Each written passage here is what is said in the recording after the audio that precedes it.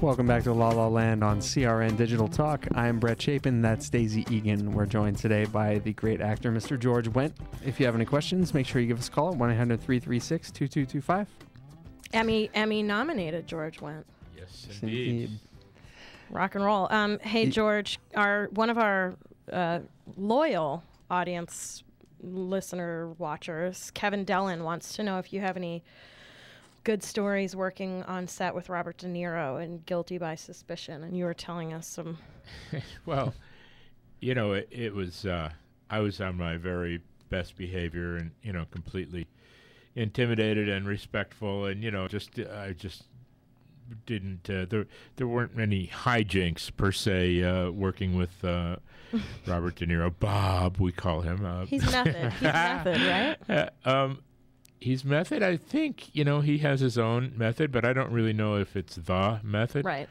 Anyway, but I will remember, and share with you that, like, one of the first nights, might have been the first night of that we were shooting. The first day happened to be a night shoot, and it took place in Union Station in downtown L.A., and we were all decked out, period. It took place in 1951, and so we're about halfway through the evening, and then a train arrives from wherever, San Diego or I don't know where, and a couple hundred people get off the train, and I don't think that the director, Irwin Winkler, and certainly Robert De Niro, I don't think they watch much television, so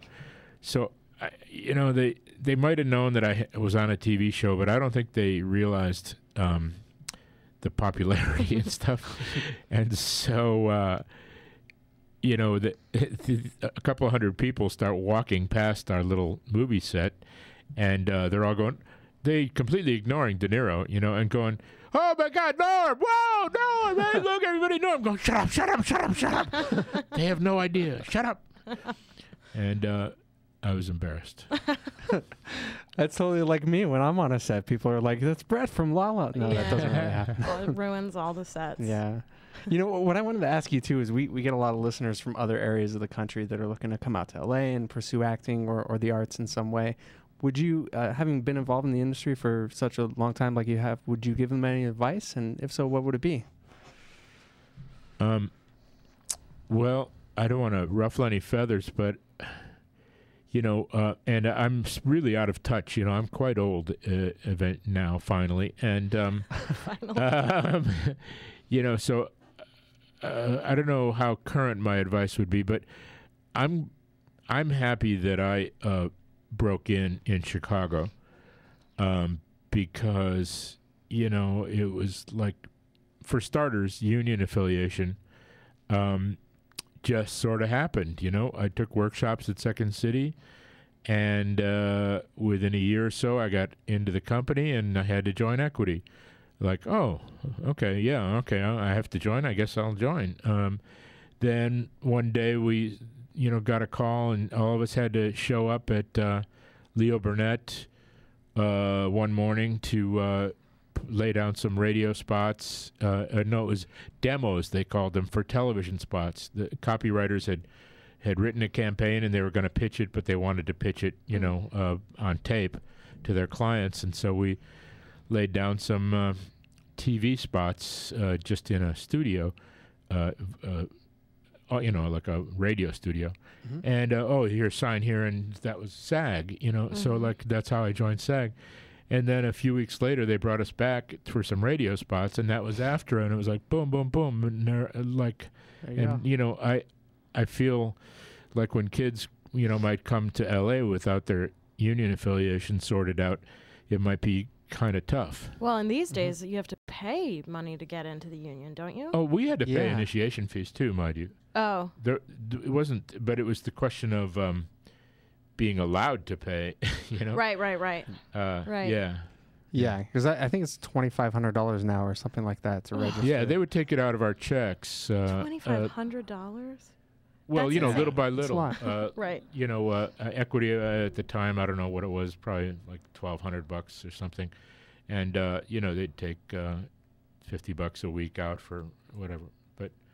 we worked 52 weeks a year. at I guess Second I didn't City. notice it because I was a kid, so somebody Yeah. else was dealing with it. But even if you're ready to pay that 25, you can't necessarily do it because you got to get your 3 vouchers, and there's a whole process. They make it tough to join Vouchers. unions. What are the vouchers for? Vouchers is for 1 day worth of extra work, but it has to be union extra work. So if you're a non-union actor, it's hard to get union extra work jobs. It's almost impossible. So that's Yeah. how they kind of. It's a catch-22. So Yeah. that's, and so I don't know where else that exists other than Chicago, but I'm guessing Seattle, San Francisco.